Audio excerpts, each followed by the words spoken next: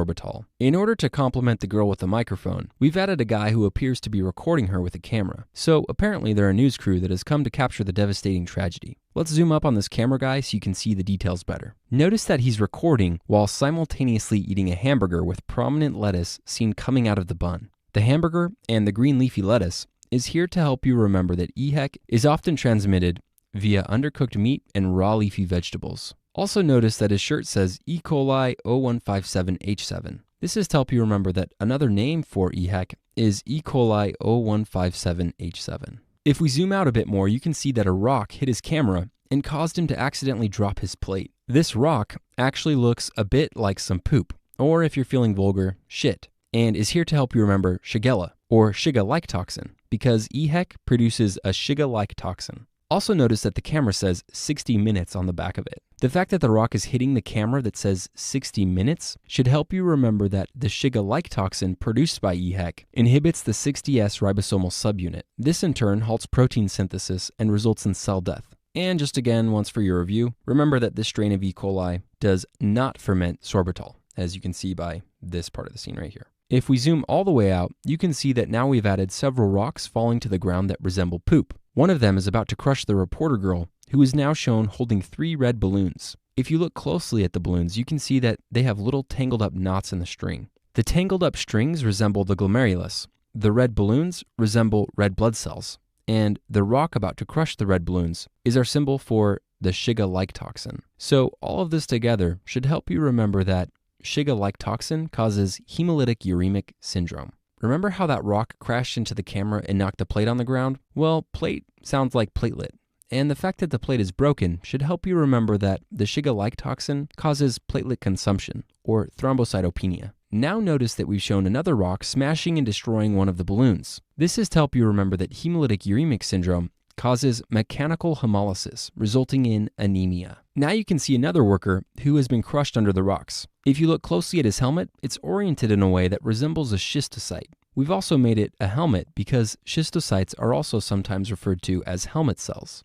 We discussed the pathophysiology of schistocyte formation in more detail in the last video, which was our video on Shigella, so I won't cover it again. However, when you think of this guy with a helmet on, you should remember that Shiga-like toxin causes microthrombi to form in blood vessels, which results in schistocytes and renal failure. This is a picture of schistocytes, which we showed in the last video, but notice that they look like little fragments of red blood cells. Finally, you can see that we've shown one rock that is on fire and another rock that is riddled with black spots. The rock on fire represents inflammation, and the black spots on the other rock represent necrosis, because necrosis results in black dead tissue. These 2 rocks are here to help you remember that Shiga-like toxin causes necrosis and inflammation. Okay, that's everything you need to know about EHEC. Now let's move on to discuss enteropathogenic E. coli. To represent this, we've shown a happy, reckless kid running on a little pathway surrounded by ropes. He's so young that he doesn't really understand the seriousness of the situation and appears to be in his own little world. Anyway, the rope pathway should make you think of pathway, which sounds like enteropathogenic. Pathway, enteropathogenic. So this part of the image is all about enteropathogenic E. coli, and all of the information about this strain of E. coli will be completely confined by this rope pathway. Now you can see that we've shown a bunch of plants on the pathway. Let's zoom up so you can see these better. If you look closely at the plants, you can see that they resemble intestinal villi. The fact that he's smashing the plants should help you remember that enteropathogenic E. coli adheres to apical surfaces of intestinal cells, flattens villi, and prevents absorption. Also notice that the child's clothes are completely covered in mud. The mud on the child is here to help you remember that enteropathogenic E. coli causes diarrhea in children. Finally, notice that the child is super happy, careless, and even has a thumbs up on his shirt. This is to help you remember that this strain of E. coli does not produce a toxin, so it's not as dangerous as EHEC, for example. Alright, that's everything you need to know about enteropathogenic E. coli. Now let's zoom back out and discuss enteroinvasive E. coli.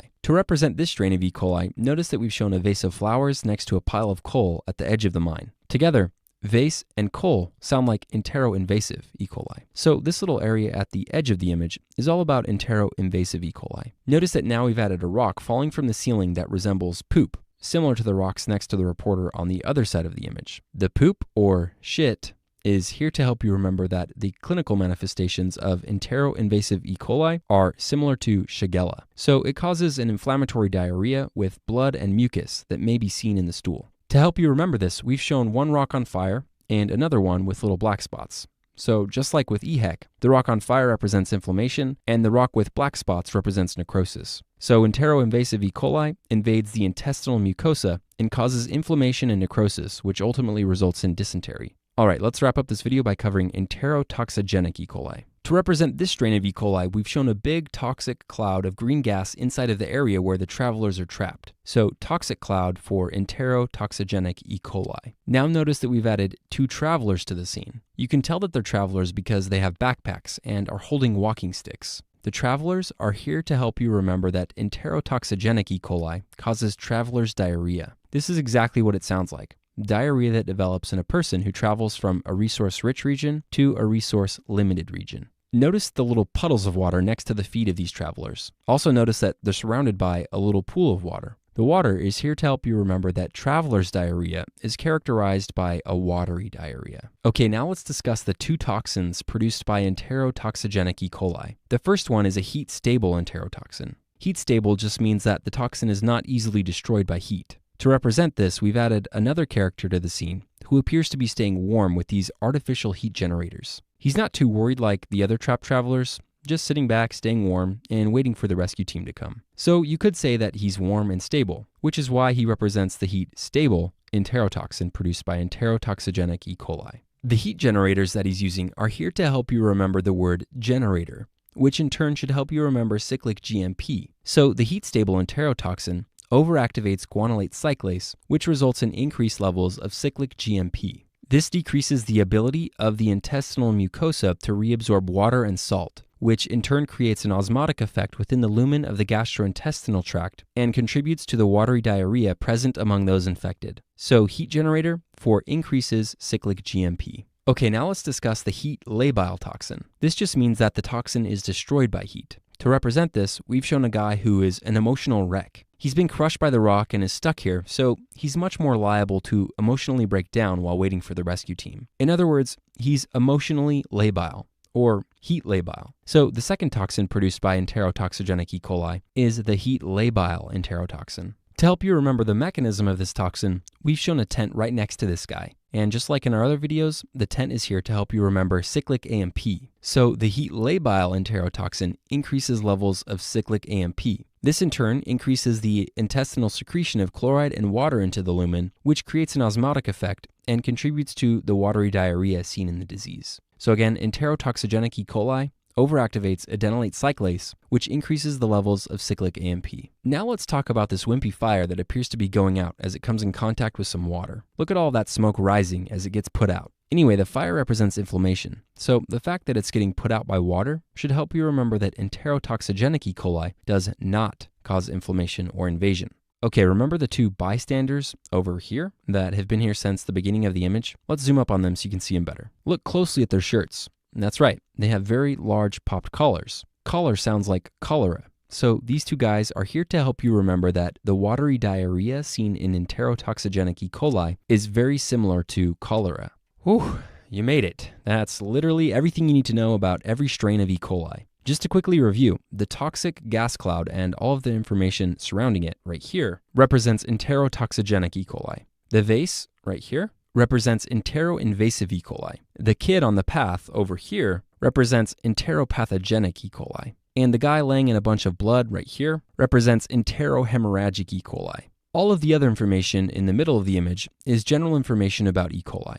Okay, with this in mind, let's finish the video by applying this information with a question. A 22-year-old male presents to the emergency department due to abdominal pain and diarrhea that started yesterday. He states that he recently ate an undercooked hamburger from a restaurant and is worried he may have developed an infection. Physical examination is significant for diffuse abdominal tenderness and guaiac-positive bloody stools. Stool cultures reveal a gram-negative organism that is indole-positive and does not ferment sorbitol on sorbitol-containing MacConkey agar. Additional laboratory analysis will most likely reveal which of the following: A. Thrombocytosis, B. Elevated serum creatinine and blood urea nitrogen, C. Fragmented platelets on a peripheral blood smear, or D. A positive Coombs test. Okay, hopefully from the question stem you notice that this patient has an enterohemorrhagic E. coli or EHEC infection. Recall that this strain of E. coli causes bloody diarrhea, hence the guaiac-positive bloody stools, and is also the only strain of E. coli that does not ferment sorbitol